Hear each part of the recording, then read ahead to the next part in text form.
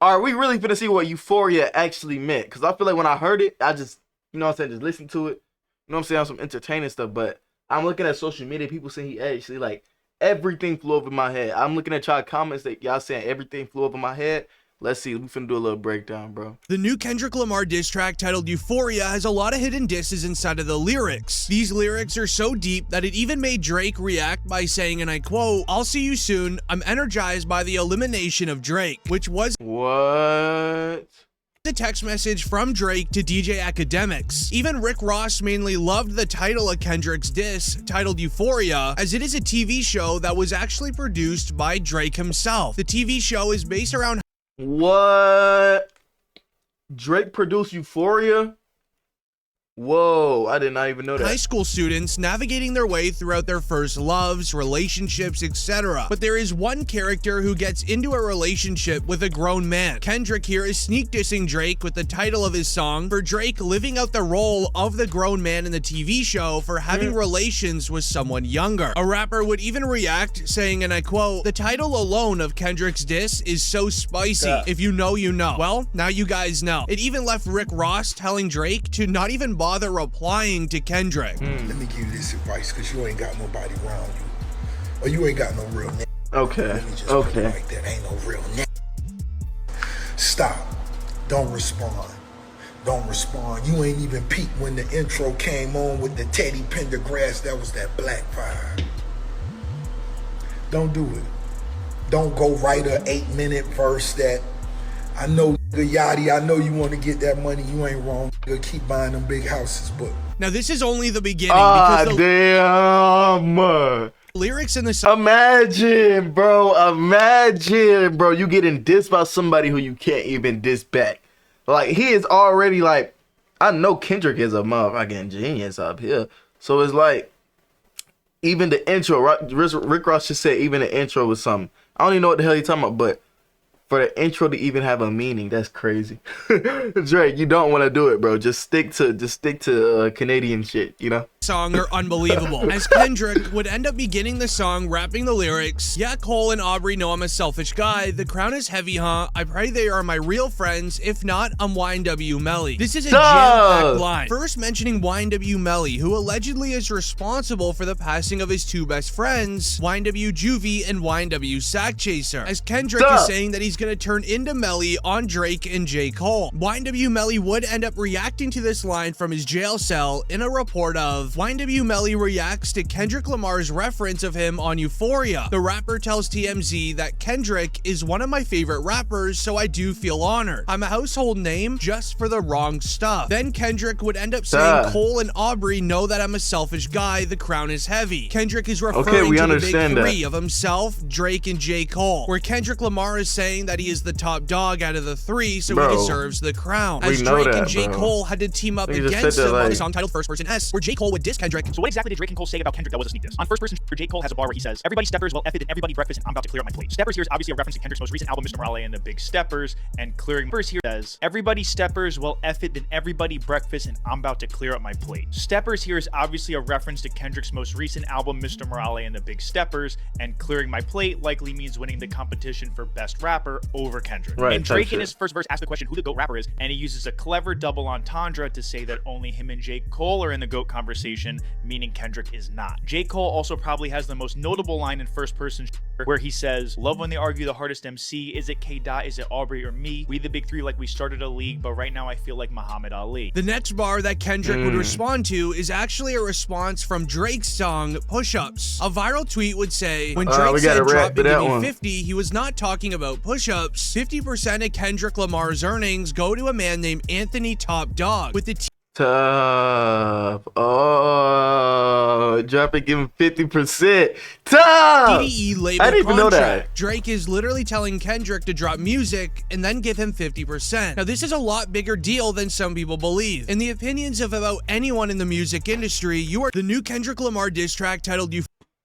Oh God. Is saying that he is the contract. Drake is literally telling that record. Now, Kendrick Lamar exposed Drake that is a veteran in the industry that Anthony Top Dog with the My fault, TDE chat. label contract. Drake is literally telling Kendrick to drop music and then give him 50%. Now, this is a lot bigger deal than some people believe. In the opinions of about anyone in the music industry, you are not a #1 in the game if you still have to give 50% of your earnings to record deals. Drake is laughing and mocking Kendrick in that line because he's a veteran in the industry that is still signed to a rookie deal. Well, Kendrick wanted to make sure to reply to that one specific line. As in the song Euphoria, Kendrick Lamar raps the lyrics, "Let's speak on percentages, show me your splits, I'll make sure I double back with you. You were signed to a guy that is signed to a guy that You said that he signed to was a nigga to that was signed to a Try nigga that cease said he and was desist signed on to the that Like nigga. record. What, you don't like that record? You was signed to a nigga that was signed to a nigga that said he was signed to that nigga. That he was signed to that guy. Try to cease and desist on the Like That record. Nah, this dude blowing me talking about that guy. What, you don't like that record? Now, Kendrick Lamar exposed Drake that his record deal might not be too different than Kendrick Lamar's, and that Drake shouldn't be speaking about a record deal in general. This would end up leaving Drake reacting with a like on Instagram. It was from a fan page of his that shares a photo of Drake with a caption saying, "That's it." However, Kendrick Lamar would not be done here. He would then go on to diss Drake for his tailor-made freestyle, that he disrespected an all-time great of Tupac Shakur in, as Kendrick raps the lyrics, "I'd rather do that than let a Canadian make Tupac turn in his rest." Now, I had to change a few of the words, but you should still understand the line. This is a response to Drake's tailor-made freestyle. Drake wrote verses for an AI cloned voice of Tupac and Snoop Dogg. In the verses, Drake Damn. actually disses himself I didn't and hear then this one. has the AI voice rap the lyrics for him. This was even a surprise to Snoop Dogg, as it would be shared. Snoop Dogg reacts to AI Snoop being used on Drake's second diss at Kendrick. They did what? When? How? Are you sure? Why off? Everybody calling my phone, blowing me up. What happened? What's going on?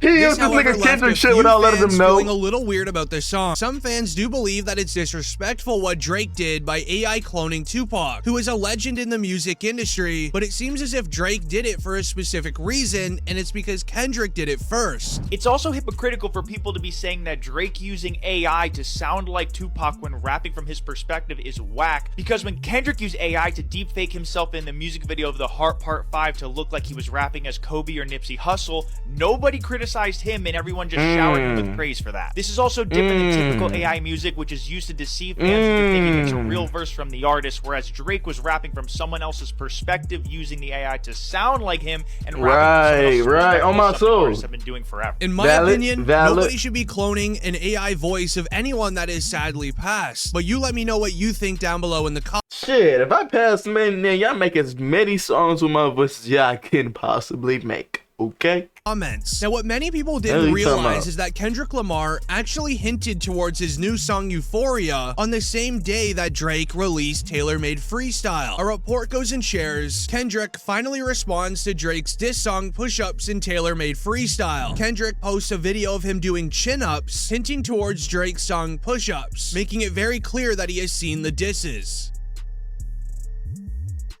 Man. Listen.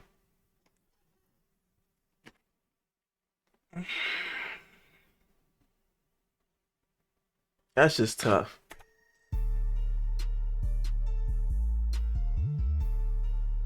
That's just tough, man.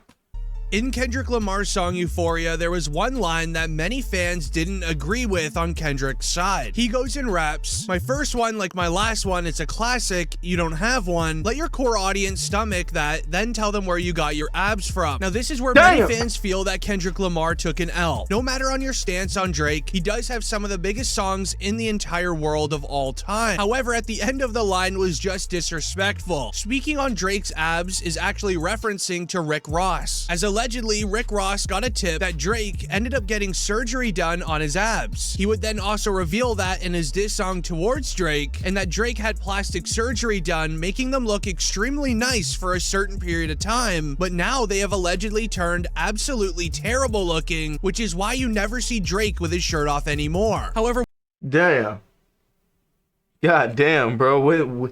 Who would have knew all this was happening? What left rappers really confused was in Drake's song Push Ups. Drake not only dissed Kendrick Lamar, I'm using that mic right now. but he also had a diss towards J. Cole, as J. Cole released a tape titled Might Delete Later. On the tape was a track Which he did indeed delete later. titled 7-Minute Drill. This was a diss track response to Kendrick Lamar, Future, and Metro. Right before the midnight release of Future and Metro's second album, We Still Don't Trust You, J. Cole would end up removing the diss track from his tape. A report goes and reads, J. Cole has officially removed his Kendrick Lamar diss track 7-Minute Drill from streaming services. This left many fans confused as to why he deleted it, but the answer was clear at midnight. When the We Still Don't Trust You album was released, a J. Cole feature was on the album, making many believe that J. Cole switched sides to Kendrick. First, on Thursday night, fans were shocked to hear a J. Cole feature on the song Red Leather off Future and Metro Boomin's newest album, We Still Don't Trust You. Based on some of the lyrics, it initially seemed like J. Cole had recorded this verse after he apologized to Kendrick Lamar, but many fans pointed to this video of J. Cole saying he was in the studio with Metro Boomin months ago, and then today, Rob Markman said he confirmed with the source that the verse was recorded before Like That ever dropped. But regardless of when he recorded the verse, he still had to clear it and approve it being on the album. So after being on tour with Drake just weeks ago and then last weekend saying he didn't want to be involved in any beef, he went and did a feature on a verse with people he knew would be dissing Drake. And then we get to this afternoon where he finally removed 7-Minute Drill off streaming only after the first week sales became official. As Drake would end up responding in his diss track, I don't care what Cole thinks, that stuff was weak, he's tripping, he's not easing up. Now it wasn't until this one tweet went viral where everything would then turn into crazy mode. It would go and state, y'all didn't catch all of the disses at Drake because y'all were too worried about Kendrick. Here's another diss at Drake from Metro and Future, which seems to reference 21 Savage, saying that Future is bigger than Drake, and that nobody listens to Drake in the street. Also, before the diss on the outro, Future switches up his flow with no auto-tune, basically saying that I can really get up here, do what you do, but I can really rap. Now, I can't play the outro of the song due to copyright, but it is an audio track from a movie where one character is telling another that no one is listening to a certain music artist in the hood, even though he is the biggest music artist on the planet. Now, 21 Savage ended up saying the exact same thing in an interview with DJ Academics. Niggas don't be listening to Drake like that. Well,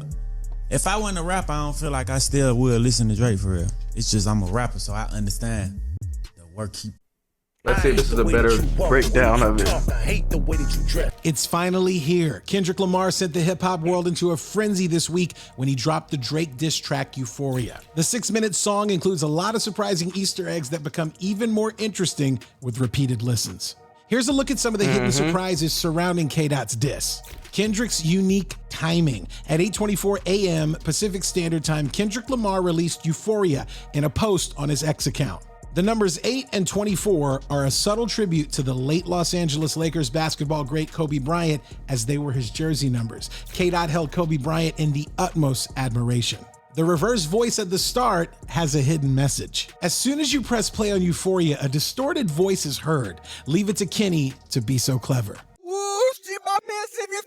The audio is backward, but once played in reverse, the voice belongs to comedian and actor Richard Pryor from the 1978 film The Wiz. Everything they say about me is true. Richard Pryor's line is a nod to Kendrick unleashing what he thinks everyone already believes about Drake on the diss track.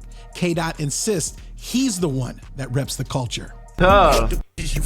They confused themselves with real women. Then notice I said we, it's not just me. I'm with the culture feeling. The double meaning behind Euphoria. Another Easter egg is in the title and cover art. The Euphoria artwork features a photo of the dictionary definition of the word. That move can be interpreted as Kendrick's excitement for the diss track, countering Drizzy's insinuation on the tailor-made freestyle that Kenny was not as enthused about battling him.